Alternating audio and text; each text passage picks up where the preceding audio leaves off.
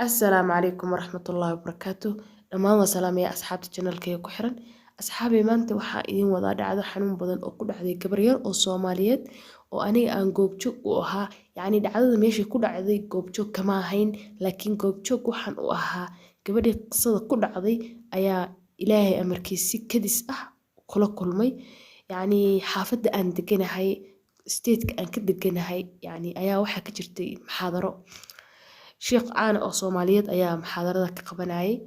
Annagoo yacni meeshii joogna, Ilaahay amarkiis oo meeshii muxaadarada yacni ay socoto masaajidkii joogna ayaa waxaa dhacday inaan kor ka arkay gabar yar oo aad u qurux badan. Gabadhaas oo yacni aad is leedahay yacni meelaha 18 jir waaye. Gabadhaas aad bay u qurux badan tahay, maasha Allah, Allah ha u barakeeyo. waxayna qabtaa aad bay u asturneyd xijaabka, aad bay u asturneyd cunugta, maasha Allah. dadka meesha fadhiyay ayadaba u asturneyd ayaa is dhihi karaa oo xijaabkii la yaqaanay iyada qabtay. adugu meeshii gabadha korka waxaan ka arkay gabadh oo saa isku turtuuraysa oo dhahaysa bartaas buga ah ayaa laga hayaa. ii duceeya camal, gabdha ii duceeya, ilaahay maaragta inay yacni waxay doonayaan iyaga inay bartaas yacni gudaha nuurkayga nuurka ku jira yacni quraanka ilaahay iyo adkaaraha iyo yacni wax wanaagayga ay waxay rabaan inay iga soo saaraan oo wax kale igu shubaan, laakiin ma samayn karaan waayo quraanka ilaahay ayaa macni wax walba ka adag. adiga korka ayaan ka arkaya aniga arrinta, macnihi ma u dhaweyn, aqoonna cid uma lahayn, yacni walaashid baa la fadhiday, aqoon uma lahayn aniga, uma tagin intaas uma dhaafin, korka ayaan kala socday. adiga cabaar kadib markii muxaadaradii gabagaba ay noqotay, cunugta way kacday, waa la celiyaa, waa iska baxaya, matag baa i haya. adiga waa maqlaaya waxaasoo dhan. markii dambe waa naloo yeeray, waxaa la yidhi kaaleya gabdhihiinan gabadhaan u duceeya, ilaahay gabadha yariistaa way imtixaamantaa in ilaahay maaragta yacni uu imtixaankan ka dulqaado, u duceeyaa nala dhahay. yacni waa soo kor istaagnay gabadhii, maxaa kugu dhacay baan ku niri abaayo. waxay tiri yacni aniga iga dhegeyso qisadayda, aniga i dhegeyso ayay leedahay. waa dhageystay yacni si toos aniga si gaara marka arrintii usii yacni galay. waa wareysanay cunugtii.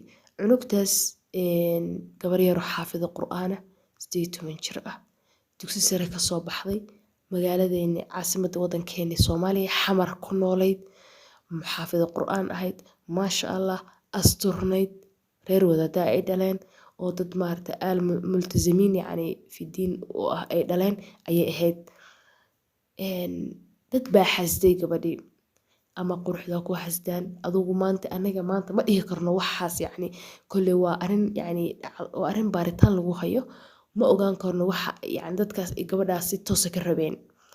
gabadhaas waxaa laga soo afduubay magaalada caasimadda Soomaaliya, Muqdisho ayaa laga soo afduubay, Nairobi ayaa la keenay, Kenya ayaa la keenay.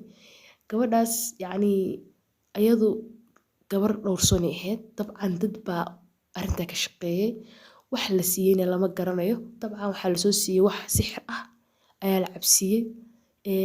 cunugta drugs ayaa la cabsiiyey. waxaa laga soo waday xamar iyadoo reerkooda ogeyn ayay waxay timid Nairobi, mana garanayso. qolo shabaka baa u qaatay aniga sababtoo ah naag xamar joogta oo ninkeedu Nairobi joogo oo iyada isbarteen, ya ninkeed ayaa dadka meesha madax ahaa dadka keenay ku jiray.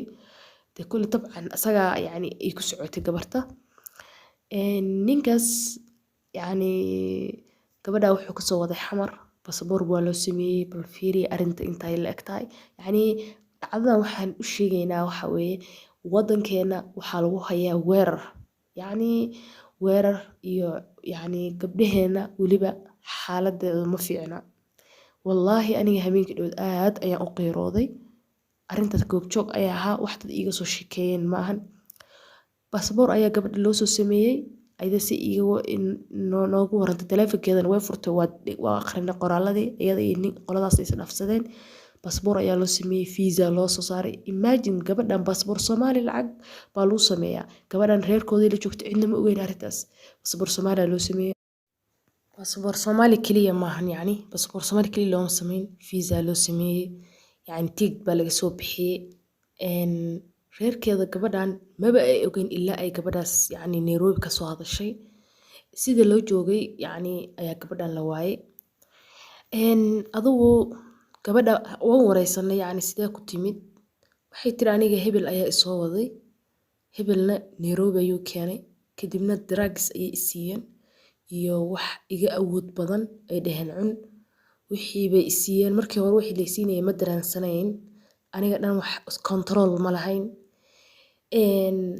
Adiga waxaa dhacday gabadhan yacni kole anaga iyadu waxay noo sheegtay maana aaminin kaliya. Taleefankeeda ayaan baarnay. Gabadhan iyadoo joogta xamar ayaa wax la siiyay. Waxay ahaayeen ma sixir baa, ma drugs baa lama garanayo. Ayadoo xamar joogta arrintan lagu soo bilaabay because ayadoo codod ay khaldan tahay soo duubtay ayaan dhageysanay. Waxaan aragnay qolada halkaan ah ninka iyo meeshaan waa groupka ay ku soo socoto ayagoo yacni sawiro ay soo direen khamri ay cabayaan drugs nooca ugu xun ay sawirada u soo dirayaan ay leeyihiin anagu cirkaasaan maraynaa.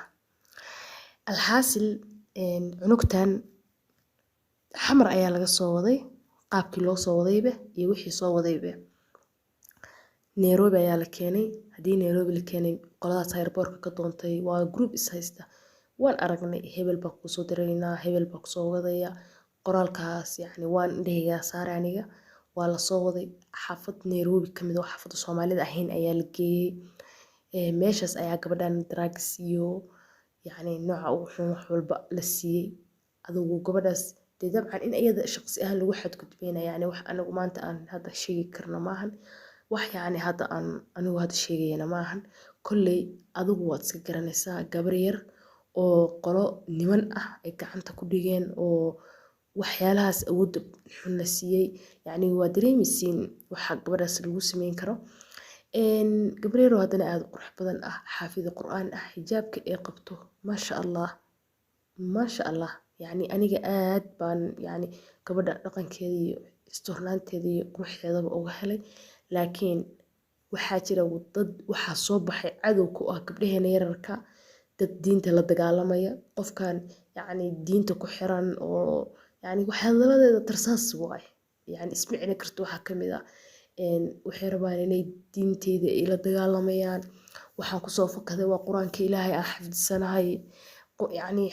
yacni bogeysa u qabanaysa waxay leedahay sidaan tan loo qabto ani wallahi dadka su'aasha weydiinaysa ku jiray yacni abay ma samayn karaan inay tiisaa yacni gudahay bogeysa u qabsanaysa in ta iga soo saaraan iyo wax xun geliyaan oo igaaleeyaan ma samayn karaan baa ku iri.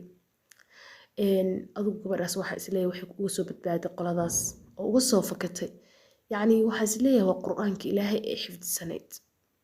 Waayo waxay tiri dadkaas intaasoo maalmood bay maqnayd oo meesha lagu haystay. Dad kale xataa meesha joogay tiri gabdho kale joogay tiri aan waxba qaban karin oo Soomaaliyeed. Aniga waxay tiri habeenkii markay drugs ka dhargeen oo wax walba ka dhargeen aniga waxay tiri habeenkaas ma cunin because qanjiraha xanuunay dhuunta bogga meel kasta laga haystay. yacni waxaana drugs kana aad yacni ani isleeyahay sixir ahaayada drugs waxaan kulli gabadha la siiyay wax adag baa la siiyay. Waxaas ayaa micnihii gabadha saameeyay oo dhuunta ay la xanuunsaday dhuunti boggi ayadiina yacni controlka xoogaa kala siiyay. Alxaasil waxay tiri si u joogtay ayaa iyadoo gabadha la yahay xamar laga waayay hooyadeed xataa waa wacnay habeenkii. Culimada masaajidka hooyadeed waa la wacay. Gabadhaada xagee ku ogeyd waxay tiri gabadheydana iyadoo ila joogta xamar ayaa iigu dambeysay. Si u joogaan waaye taariikh bisha markii intaas ahayd ayaan waayay. Waa hadda maalmahan bishan waxay dhacaysa dhacdadan. Adigu waxay tiri gabadheeda gabar maasha Allah idab la akhlaaq la gurigeeda joogta asturan oo diin Ilaahay siiyay Qur'aan xaafida Qur'aan ah iskuulka secondary ka baxday ayay ahayd. Sida u joogay ayaan gabadheeda waayay tiri. Waxayna igala soo hadashay xalay Nairobi shalay yacni maanta habeen markaas habeen waay aan meesha joogno masaajidka. Waxay tiri saaka aroortii salaad subax waxay igala soo hadashay Nairobi. Hooyo Nairobi ayaan joogaa. Dadkii waa la soo afduubtay. Dadkii meesha ay keenay oo sidaan ii galay way hurdaan oo way daadsan yihiin oo dad waa kole waa group u fahmay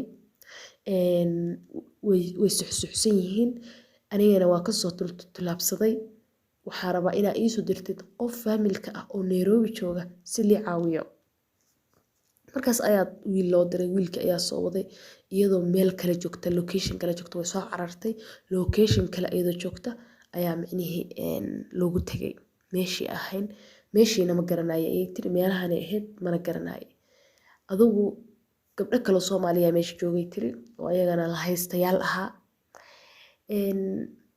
waxaan yacni maanta kulley dareemaynaa in dadkeena duulaan lagu yahay hadday ahaan lahaayeen dadkan maarata la dhaho kaliya dadka kala baxaan hadday ahaan lahaayeen dad maarata dad diin dadka gabdhaha inay yacni ay seerama ka yeelaan ay yihiin kulley Allahu aclam ayaan dhihi karnaa anaga maanta waxa meesha arrin kulley sir ayaa ku duwan tan ugu muhiimsan oo hadda aan qasdadan u soo qaadanayna caawa ayaa waxay tahay wacyigelin bulshadeena yacni dadkeena inay aad u feejignaadaan maanta dadkeena weerar ayaa lagu hayaa Soomaali way iska dhiban tahay meel kasta ayaa laga soo weerarayaa ninka saa sameynaya waa nin Soomaali ah faaraxa saa sameynaya faarax Soomaaliyeed waay oo aniga sawirkiisa aragnay oo yacni nambarkiisa yacni wadanka uu ku joogo la arkay yacni waa nin caadi ah ma fahanteen marka idinka waa dareemi kartiin cunugtan waxa sida u soo galay ilaa markii laga soo waday meeshii ilaa hadda saas u hadlaysa watarsaasaysa ma la joojin karo afkeeda iska hadlaysa anaga inta badan hadda waxaan qisadan waxay nooga sheekaysay kaliya maana kala dhex bixin taraafikeedana waa kala dhex baxnay qisada marka adigu sidaas ayay cunugtaas cado ugu dhacday adigu gabadhii reerkoodii dhakhtar ayay geysanayeen quraan ayaa la saarayay waa la matajinayay yacni daaweyn ayaa la siinayay quraan badan baa la saarayay yacni waxa inta u fadhiya laga soo matajinayay adigu ilaahay ha u fududeeyo cunugtaas khadra anaga u bixinay laakiin lama yiraahdo Allah ha u fududeeyo abaayo kulley waxaan rajeynayaa inay caafimaadi doonto dadkii sidaas ku sameeyayna ay maanta adduunka ku dhex marayaan oo kulley ilaahay wuu soo qaban doonaa way ayada laftirkeeda way habaaraysaa kitaabka gacanta ma ka qaadaysaa saasay kitaabka gacanta ugu haysataa yacni waxay leedahay waxa keli ah oo lii quuri waay oo yacni lii soo weerarayo waa diinteeda waa quruxdeeda waa asturnaanteeda yacni ficlanna aniga sidaas ayay iila muuqataa adigu reerkii gabadha way baarayeen yacni in xubnaheeda yacni ay kolley joogaan kolley wax anaga kumaan arag bay dheheen dhaawac ah oo jirkeeda ku yaala kolley dhakhtar gooni ah ayaa loo waday yacni insha Allah qisada haddii ay gabadhaas arrinteeda kolley anaga habeenkii quraan ayaa la saaray waxay ku leedahay quraanka markii lagu akhriyo war anigu ma waali war aniga hebla ayaan ahay maskaxdayda way joogtaa yacni annagana waa wada ognahay qofku markii yacni ii sheeg iyo wax qof kale ka dhex hadlayo wuxuu dhahaa hebel buu dhahaa yacni qofkii kaba soo qad maantay khadaraa la dhahay waxay leedahay firdowsaa lay dhahayo kale ama yacni faarax baa lay dhahaa laakiin ayada magaceeday sheegaysaa qofna kama dhex hadlayo only gabadhan yacni ama wax ka awood badan ayaa haysta hadii gabadhan lasoo sixray oo laga soo sixray yacni meesha kolley waxa gabadhan lagu sameeyey xamar ayay kasoo bilaamatay marka waxaan dareemayaa wadankeenii inay haysato arrintan oo dhibkan kasoo bilowday yacni waxay arrintan kasoo bilaamatay oo gabadhan laga soo asiibay waa wadankii waa dad isku xiran wadankii ilaa iyo inta waana dareemi kartaa xaaskiisa ayaa ninka waxaas sameynaya Soomaaliya joogta saddex midba way noqon kartaa in cunugtan yacni loogu talagalay dadka yacni ay yihiin shabakad yacni group yacni dadkan maarata shirkadahan dadka yacni xubnaha muhiimka ah kala baxa inay yihiin way dhici kartaa waxaa dhici karta in yacni dad raba gabadhan inay si toos ah yacni u xumeeyaan oo gabadha yacni inay maarata ay yacni u farax xumeeyaan oo iyada shaqsi ahaan ku xadgudbaan oo gabadha quruxda badan yacni iska raba inay iska helaan way noqon kartaa anaga saa markii ku qiyaasnay waxay noqon kartaa oo kale ilaa hadda dadkii lama oga kolley waa arrin soo bixi doonta waxay kaloo noqon kartaa oo saddexaad dad gaala ah oo wadankeenii cadow ku ah oo dadkii diinta haystay yacni tartiib rabo inay maarata diinta uga saaraan oo yacni gabadhan wax kala dhihi mayso waxay leedahay waxay rabaa inay maaragta quraanka iga liidaan yacni waxay rabaa inay maaragta naag kasta dhex gasho iyo ninkaasi dhex galaan oo quraanka iga soo saaraan laakiin igama soo saari karaan calashan yacni dad diintii la dagaalamay inay yihiin dad inay yihiin maaragta shabakado dadka xubnahooda raba inay iibsadaan oo wadankeena khatartaas ku sugan yahay oo waa la sheegi jiray laakiin aniga wixii la sheegi jiray maanta yacni toos ayaan la kulmay yacni inay yihiin dadka gaalaynaya oo raba inay dadka gaaleeyaan wadankii aad bay ugu soo badanaysaa baryahan ayaa la yiri wallaahi ani dhacdadaas aad ayay ii saamaysay habeenkii ma seexan oo yacni habeenkii dhan argagax ayaa haystay hooyo kastoo Soomaaliyeed gabadhaada ka warhay yacni isku badnaada Soomaaliyeed yacni weliba hooyooyinka iyo aabahayaasha Soomaaliyeed aad uga warhaya gabdhihiina iyo wiilashiinaba wax la cafinaya maanta ma jirto wiil iyo gabarba asxaabay kolley qisada gabadhan khadar aan u bixinay oo aniga aan la kulmay waxaan yacni wixii ka soo kordha oo yacni arrinteeda ka soo kordha yacni insha Allah qisa dambe ayaan kusoo qaadanaynaa haddii wax yacni oo yacni baaritaanka socda haddii baaritaankaas uu wax ka soo baxaan oo yacni meeshii arrinteeda ku dambayso insha Allah waa idinla soo wadaagi doonaa laakiin waxa ogaataan wadankeena inuu khatar ku sugan yahay gabdhaheena ay khatar ku sugan yihiin wiilasheena inay khatar ku sugan yihiin in aad loo feejignaado dad yacni dad gaalaysiinaya jooga dadka xubnahooda la baxaya jooga dad yacni dadka inay xumeeyaan kaliya raba ayaa jira marka waa inaa dad yacni shabakada xun waa shabakadan ninka soo qaadaya ninka fiisaha bixinaya naagta gabadha soo mishiintay oo xamar joogta oo dhahaysa ninkaas waa ninkayga soo bartay oo arrinta isku xirtay oo gabadha wax siisay ee saaxiibka la noqotay marka wax yar yacni arrintan maahan kolley wixii ka soo baxa asxaabi waa idinla soo wadaagi doonaa insha Allah ma rabo inay cajalada sii dheeraato oo laygu caajiso intaa ka badan insha Allah bal wixii akhbaar dambe ah waa idinla soo wadaagi doonaa insha Allah asxaabi intaan qisadan qisa lamida iskaga imaan doono waxaa idin leeyahay fi amaanillah wassalaamu calaykum waraxmatullaahi wabarakaatuh